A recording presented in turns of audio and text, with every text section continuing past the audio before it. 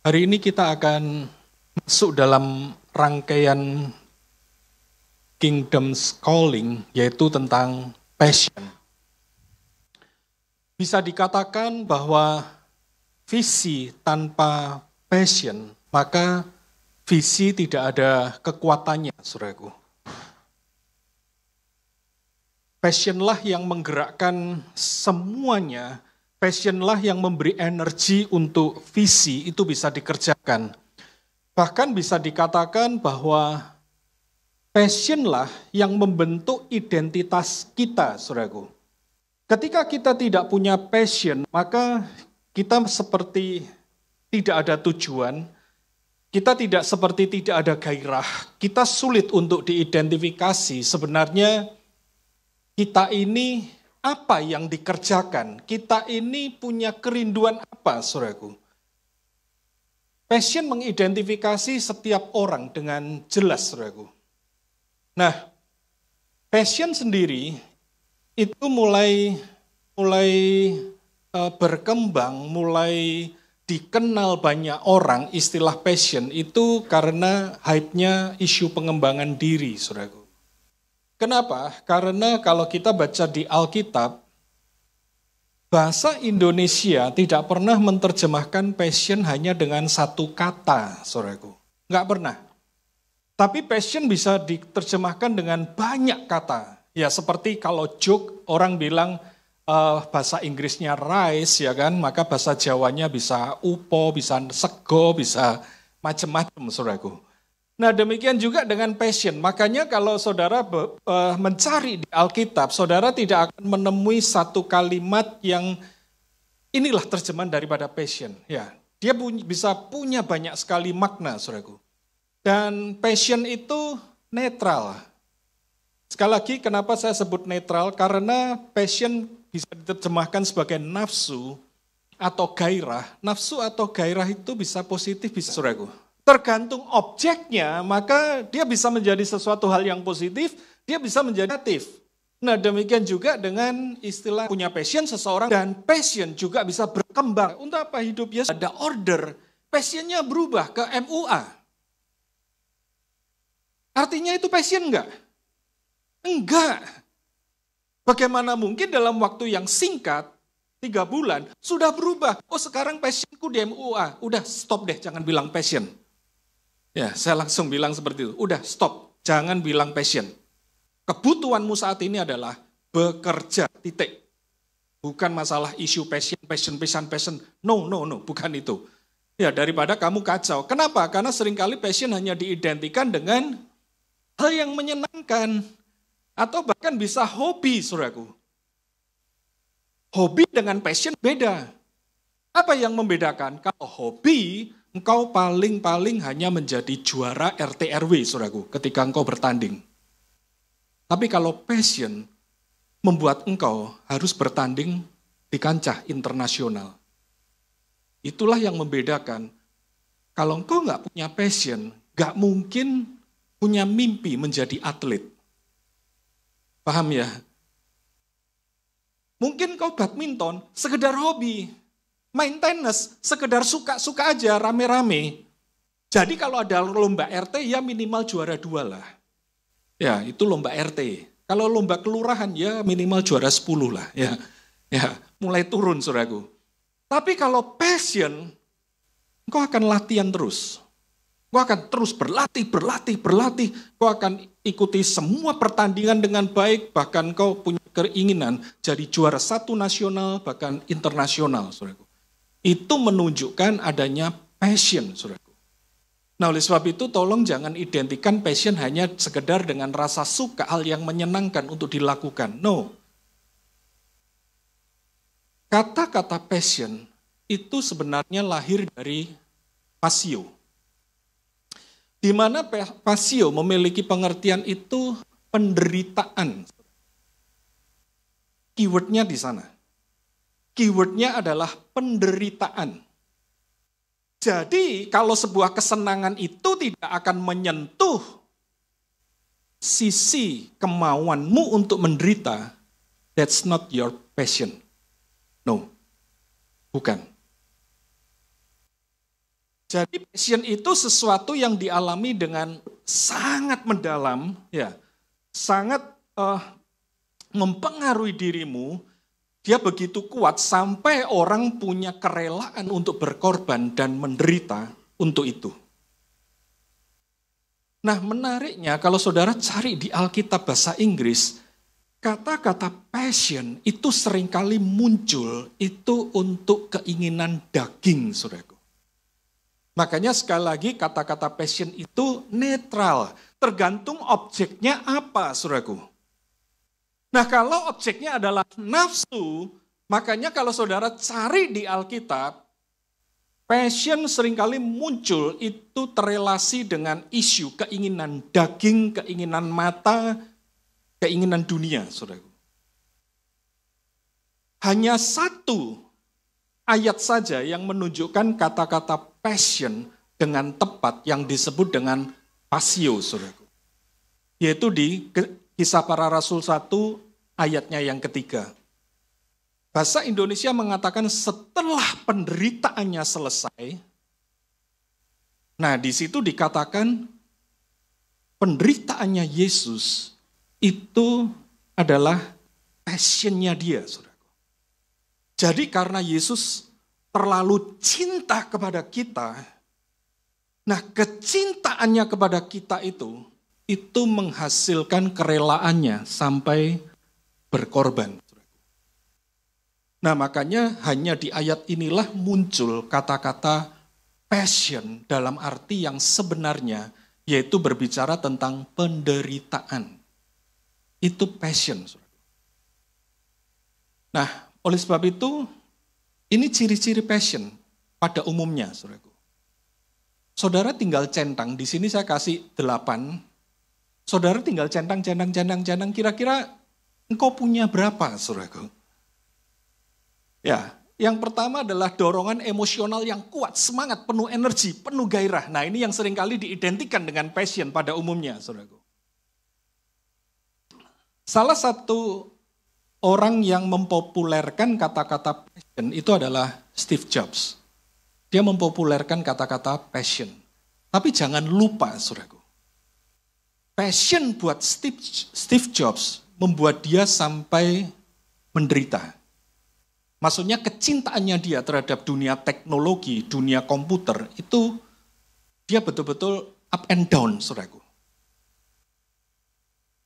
Gak pernah ada kisah gara-gara Steve Jobs dipecat dari Apple, lalu dia buka warung F&B, saudaraku.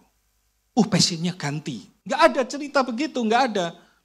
Meskipun dia dipecat, saudaraku, dia tetap berada di dunia teknologi, khususnya IT, saudaraku. Kenapa? Karena memang passionnya dia di situ. Dia mau naik turun kehidupannya. Dia tetap ada di situ, saudaraku. Dedikasinya nyata, saudaraku. Nah, itulah yang disebut dengan passion. Kalau sebentar jualan komputer nggak laku, pindah jadi F&B nggak laku, pindah lagi jadi apalah, saudaraku. Itu bukan passion.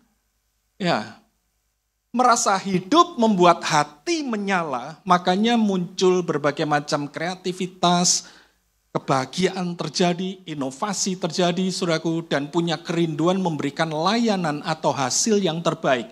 Ini yang seringkali disebut orang bekerja harus dengan hati. Orang bisa bekerja dengan hati, memberikan yang terbaik, memberikan servis yang terbaik, kalau itu menyentuh passionnya dia. Dia bisa langsung tahu, dia langsung bikin riset, dia bikin inovasi, dia sangat kreatif, saudaraku. Ini rasa, misalkan F&B deh, ini rasanya kurang sedikit, kurang begini. Mungkin orang lain tidak bisa merasakan, dia bisa merasakan. Kenapa? Karena dia passionate di situ. Ketika itu menjadi passionnya dia akan terus berkreasi, dia akan terus berinovasi, dia berusaha menyajikan yang the best, saudaraku. Dan investasi waktu dan energi itu terjadi. Makanya isu passion gak bisa dilepaskan dari isu disiplin dan konsistensi diri. Nah, punya nggak kedisiplinan dan konsistensi dalam melakukan sesuatu? Kalau nggak punya, ya berarti mungkin memang engkau belum menemukan passionmu. Belum ada, saudaraku. Karena dia butuh investasi waktu dan energi. Ini ada ayat-ayatnya enggak? Enggak ada. Percayalah, ini saya riset, saudaraku. Saya bukan mencari ayat-ayatnya. Makanya saya tidak menampilkan ayat-ayatnya. Saya betul-betul melakukan riset yang disebut dengan passion itu apa dan ciri-cirinya apa. Banyak sekali menampilkan ini, saudaraku. Dan muncul kerelaan menderita dan berkorban, mampu bertahan jangka panjang. Makanya nggak mungkin passion 3 bulan berubah. Nggak mungkin. Karena dia punya ketahanan untuk jangka panjang, saudaraku. Jangka panjang bertahan dalam hal apa? Tekanan, kesulitan, penderitaan, dia bertahan, saudaraku. Itulah passion. Tidak punya ciri-ciri di 4 paling bawah, kita perlu notice, mungkin memang kita nggak punya passion, saudaraku. Maaf ya, saya tidak ada maksud untuk mengecilkan, tetapi memang inilah pengertian passion yang sebenarnya, saudaraku. Saya tidak berusaha untuk mengecilkan, karena memang kenyataan, ya fakta menunjukkan, tidak semua orang bisa mengidentifikasi passion yang dia punya. Tidak semua orang bisa mengidentifikasi itu. Ya, kalau saudara berhasil mengidentifikasi, maka tidak ada profesi coach, saudaraku. Ya. Nah, khususnya fokuslah kepada 4 ini, saudaraku. Atau 5 ke bawah deh, boleh. 5 ke bawah. Engkau berani invest waktu enggak? Engkau berani invest energi enggak di situ? Engkau berani enggak keluar duit untuk belajar sesuatu yang belum menghasilkan. Kenapa? Karena kau memang passion di situ. Kau investasi sesuatu di situ. Ada hasilnya enggak? Enggak ada mungkin. Mungkin enggak terlihat, tetapi engkau terus riset, engkau terus kembangkan dirimu. Kenapa? Karena itu passionmu. Kapan itu menghasilkan buah? Enggak tahu, saudaraku. Kenapa enggak tahu? Karena dia harus berbicara isu long term. Jangka panjang, bukan jangka pendek. Makanya kalau kebutuhannya jangka pendek, seperti tadi saya ceritakan, saya sedang mengcoaching seseorang, saya langsung stop aja, kebutuhanmu bekerja, titik.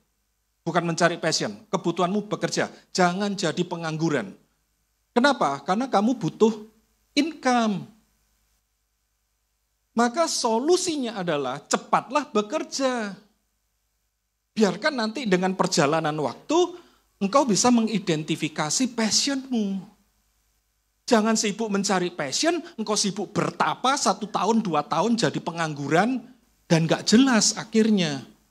Kenapa? Karena passionmu makin gak tergali. Engkau makin nganggur untuk merenung passionmu, percayalah, engkau makin gak nemu, saudaraku.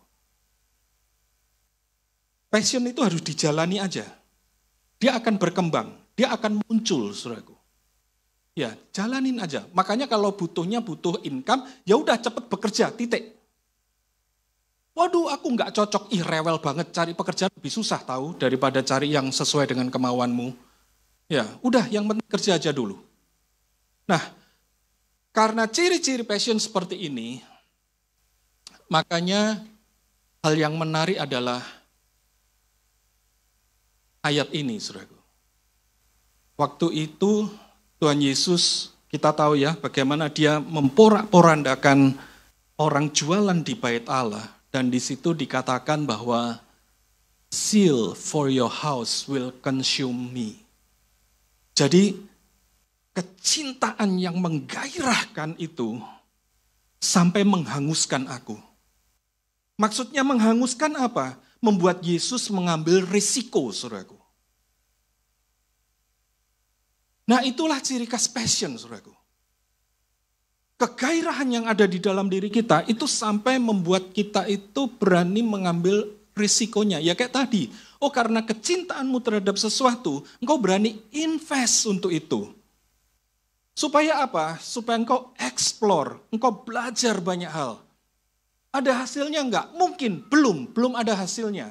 Tapi engkau berani investkan waktumu di situ, engkau berani investkan duitmu di situ, engkau berani melakukan sesuatu untuk jangka panjang. Kenapa? Karena ketika passion dijalani, dan dia dijalanin karena suatu beban hati, percayalah itu akan menghasilkan visi, saudaraku. Kau akan bisa melihat visi ketika passion dikawinin dengan beban hati. Kau akan bisa lihat visi. Jadi itu yang akan menjadi kekuatan kita untuk berjalan jangka panjang. Mungkin saat ini belum ada efeknya. It's okay, aku akan jalani terus. Kenapa? Karena sekali lagi ketika passion di plus beban hati, maka itu creates vision, saudaraku. Nah,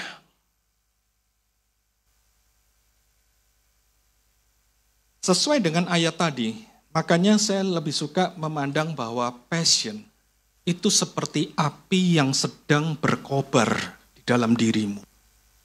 Itu passion. Bisa nggak itu dibunuh? Nggak bisa.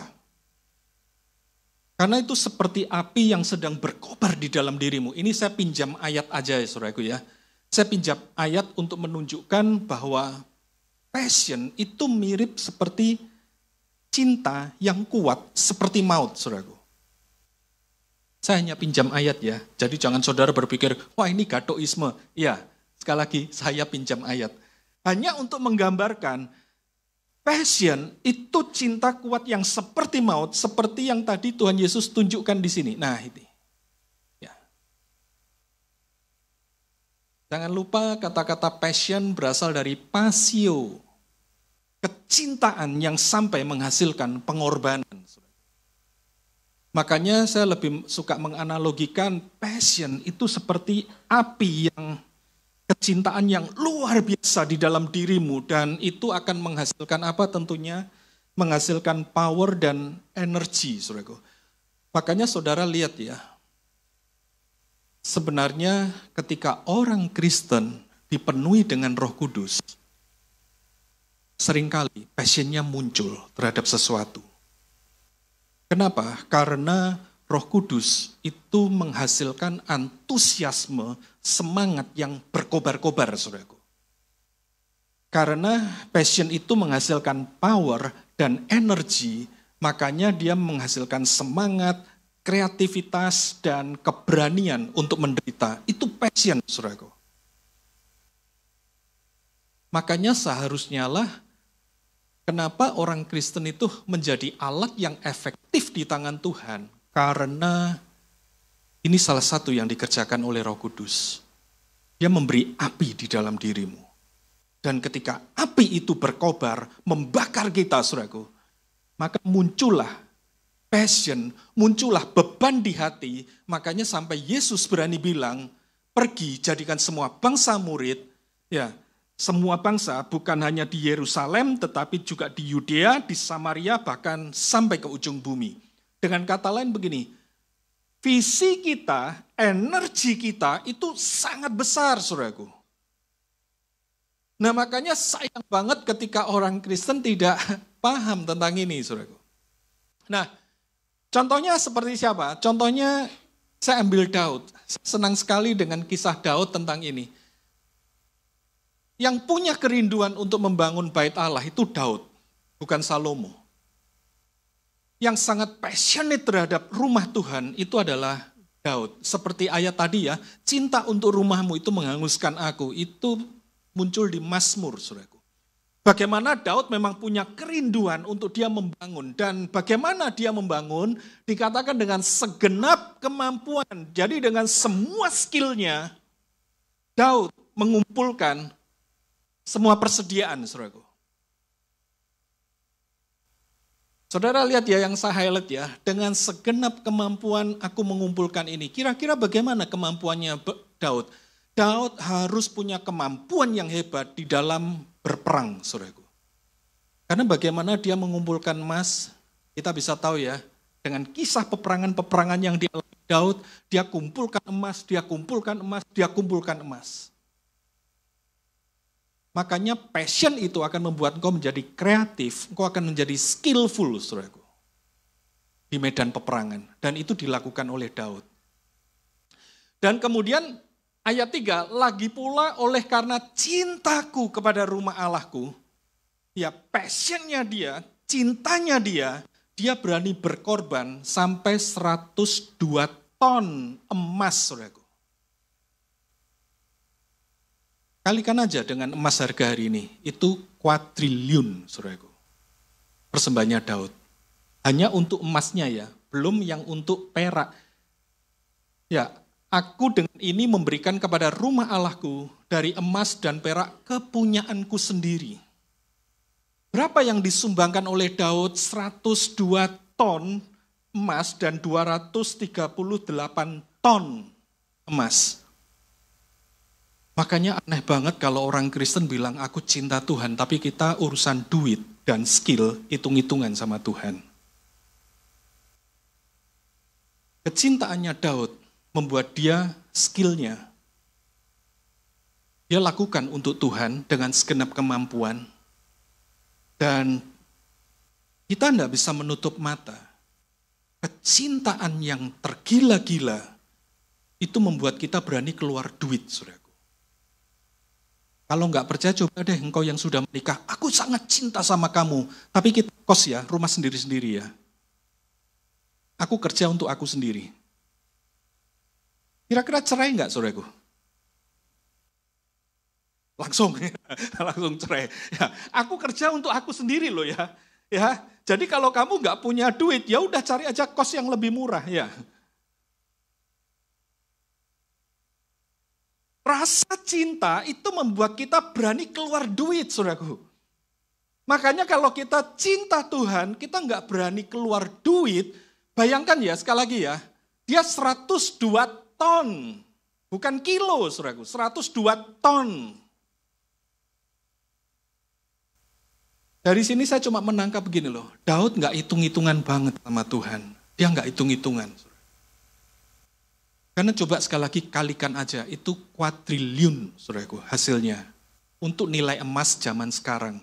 Udah jangan pakai handphonemu, nggak nutut nolnya, saudaraku. Pakai komputer aja.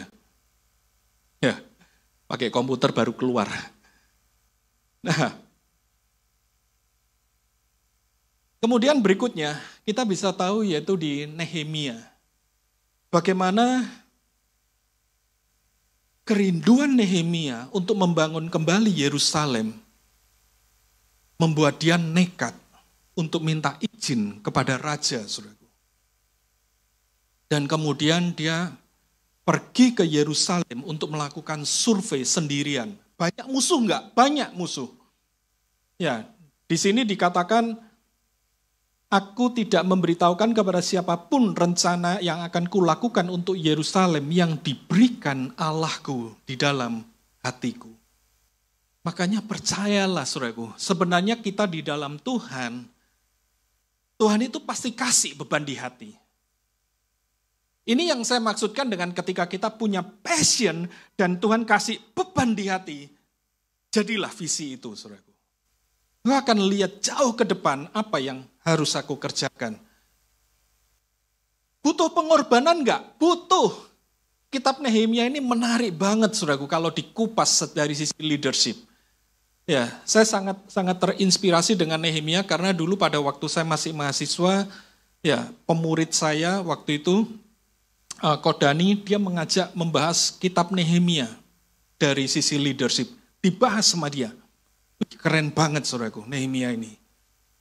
Ya, inilah yang membuat passion itu berjalan, saudaraku. Kemudian, nah, bagaimana caranya kita bisa mendefinisikan sekarang diri kita sendiri, saudaraku? Caranya gini, passion, objeknya apa, dan diarahkan kemana, saudaraku? Rumusnya ini, rumusnya. Jadi kalau engkau punya passion aja, nggak ada objek yang jelas dan tidak tahu diarahkan kemana, itu cuma hobi, kesenangan, saudaraku. Jangan heran kalau juga akan hilang dan nggak jelas pergi kemana. Nah, passion tentunya berbicara dorongan, hasrat yang membuat rela berkorban atau menghadapi kesulitan. Makanya saya sebut dia adalah energi, saudaraku. Dia adalah power, dia adalah kekuatan, saudaraku. Untuk apa? Untuk kita di-drive, bahkan sampai berkorban pun, aku siap. Nah, itulah passion. Nah kemudian tinggal objeknya apa? Oh objeknya mungkin adalah action. Seperti Nehemia, bicara pembangunan. Seperti Daud, bicara pembangunan. Sebuah action, tindakan. Atau mungkin ada tema apa? Atau kamu punya minat apa? Oh mungkin saya berminat di teknologi misalkan. Oh saya berminat di F&B. Ya, jadi ada objeknya jelas saudaraku. Oh saya berminat di edukasi, di pengajaran, guru. Nah saya passionate di situ, jadi istilahnya gini, meskipun income guru itu sangat kecil, karena aku passion di situ, aku hadapi. Meskipun income-nya sedikit. Nah itu passion saudaraku. Ya, objeknya apa? Atau dampak. Engkau ingin berkontribusi di mana? Oh saya ingin berkontribusi mengentas kemiskinan. Oh saya ingin berkontribusi dalam hal apa? Atau mungkin value. Saya lihat sekarang banyak pejabat tidak berintegritas. Saya ingin mengkampanyekan integritas misalkan. Ya, atau mungkin bicara value itu saudaraku. Atau mungkin mengentas anak-anak muda. Nah, diarahkan kepada siapa? Apakah kepada Tuhan, orang lain, dan hati-hati kalau diri sendiri atau dosa, inilah yang Alkitab sering sebut dengan keinginan daging. Passion menjadi keinginan daging. Ini ya. Ini adalah kasih Tuhan Allahmu dan kasih sesamamu. Jadi passion itu diarahkan kemana? Ketika kita mengarahkan kepada Tuhan dan sesama, pertanyaannya, apakah Anda rela untuk berkorban demi Tuhan dan kebaikan terhadap sesama? Atau sebaliknya, kalau posisi kita pada diri sendiri dan keinginan daging, apakah Anda mementingkan dan menuntut kepuasan diri sendiri meskipun merusak orang lain? Kita menjadi sangat selfish, saudaraku. Nah, ada di mana, saudaraku? Sekali lagi, visi besar, engkau butuh passion yang jelas, saudaraku.